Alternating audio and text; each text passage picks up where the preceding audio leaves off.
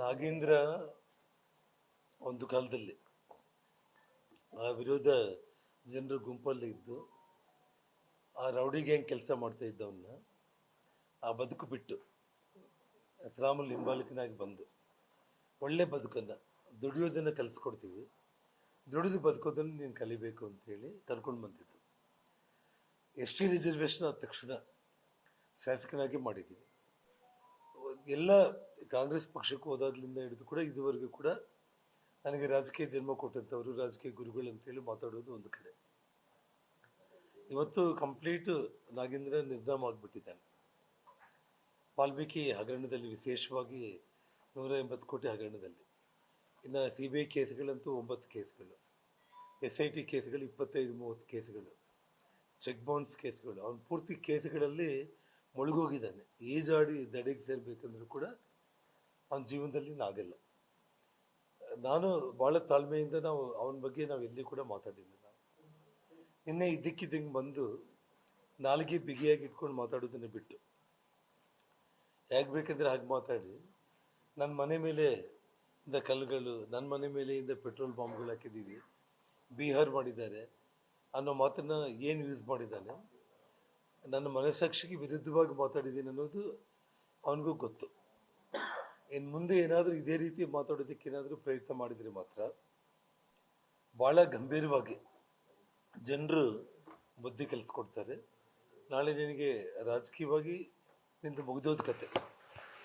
ಮತ್ತು ಇದೇ ವಾಲ್ಮೀಕಿ ವಿಗ್ರಹ SP ಸರ್ಕಲಲ್ಲಿ ಇದೆ, ವಾಲ್ಮೀಕಿ ವೃತ್ತ ಅಂತ ಹೆಸರಿಟ್ಟಿದ್ದೀವಿ. ಅಲ್ಲೇ ಬಂದು ಇನ್ನೊಂದು ಪುತ್ಥಳಿ ಮಾಡೋದಾಯಿತು ಅಂತಂದರೆ ಅದಕ್ಕೂ ನಾವು ಯಾರೂ ಅಡ್ಡಿಪಡಿಸಿಲ್ಲ. ಬ್ಯಾನರ್ಗಳನ್ನ ತೊಗೊಂಡು ಬಂದು ಇಲ್ಲಿ ಆಗ್ತಾ ಇರೋದಕ್ಕೂ ಯಾರೂ ಬೇಡ ಅಂತ ಹೇಳಿಲ್ಲ. ಮನೆ ಹಾದಿಗೆ ಕಾರು ಹೋಗೋ ರೋಡ್ಗೆ ಅಡ್ಡ ಹಾಕಿ ನಿಮ್ಮ ಶಕ್ತಿ ಪರೀಕ್ಷೆ ಮಾಡಬೇಕಂತೇಳಿ ಅವ್ರು ಬಂದಿದ್ದೆ. ಇದೆಲ್ಲದಕ್ಕೂ ಕೂಡ ಕಾರಣ ಅಂತೇಳಿ ಎಲ್ಲರಿಗೂ ಗೊತ್ತಿರೋಂಥ ಒಂದು ವಿಷಯ.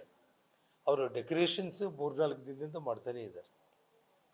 ಹಾಗಾಗಿ ನಾಗೇಂದ್ರ ಈ ಗಣೇಶ್ ಕಂಪ್ಲಿ ಅವನು ಇಬ್ಬರು ಕೂಡ ಏನಿದ್ರು ಹುಚ್ಚುಚ್ಚಾಗಿ ಮಾತಾಡಿದ್ದೀರಿ ನೀವು. ನಾನು ಮಾಧ್ಯಮಗಳ ಮೂಲಕ ನೀವಿಬ್ಬರಿಗೂ ಹೇಳ್ತಾ ಇದ್ದೀನಿ, ನೀವು ಅವನು ಬರತ್ತಿಂದ ಕಣ್ಮರೆಯಾಗಿದ್ದಂಥವ್ರು.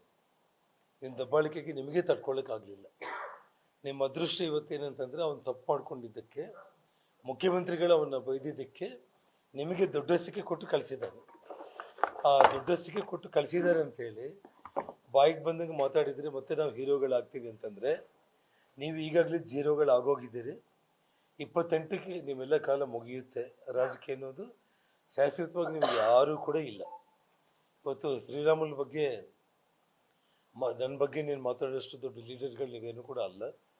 ಇವತ್ತು ಇಡೀ ಕರ್ನಾಟಕಕ್ಕೆ ಗೊತ್ತು, ವಾಲ್ಮೀಕಿ ಜನಾಂಗಕ್ಕೋಸ್ಕರ ಶ್ರೀರಾಮುಲು ಮಾಡಿರುವಂಥ 7% ರಿಸರ್ವೇಷನ್ ಆಗಿರ್ಬೋದು, ವಾಲ್ಮೀಕಿ ಜಯಂತಿ ಆಗಿರ್ಬೋದು, ಬಳ್ಳಾರಿಯಲ್ಲಿ ವಾಲ್ಮೀಕಿ ಭವನ ಏರ್ ಕಂಡೀಷನ್ ಭವನ ಕಟ್ಟಿರೋದಾಗಿರ್ಬೋದು, 20 ಅಡಿ ವಾಲ್ಮೀಕಿ ಸ್ಟ್ಯಾಚ್ಯೂ ಇಟ್ಟಿರೋದಾಗಿರ್ಬೋದು, SP ಸರ್ಕಲ್ನ ವಾಲ್ಮೀಕಿ ವೃತ್ತ ಅಂತ ಮಾಡಿ ವಾಲ್ಮೀಕಿ ಪುತ್ಥಳಿ ಮಾಡಿರೋಂಥದ್ದಾಗಿರ್ಬೋದು, ಇವತ್ತು ವಾಲ್ಮೀಕಿ ಜಯಂತಿಯನ್ನು ಘೋಷಣೆ ಮಾಡ್ತಿರೋದಾಗಿರ್ಬೋದು, ಮತ್ತು ವಾಲ್ಮೀಕಿ ಜನಾಂಗಕ್ಕೋಸ್ಕರ ಒಂದು ನಿಗಮನೇ ಸ್ಥಾಪನೆ ಮಾಡಿರುವಂಥದ್ದು ಶ್ರೀರಾಮುಲು. ಹಾಗಾಗಿ ನೀವೆಲ್ಲ ಕಂಪ್ಲೀಟ್ ಕೂಡ ಕಾಲಿನ ಧೂಳಿ ಕೂಡ ನೀವು ಸಮಾನ ಅಲ್ಲ. ಬಾಯಿ ಮುಚ್ಕೊಂಡು ಆಗಿರುವಂಥ ಈ ದುರ್ಘಟನೆಗೆ ಒಬ್ಬ ಅಮಾಯಕನ ಪ್ರಾಣ ಹೋಗಿದೆ.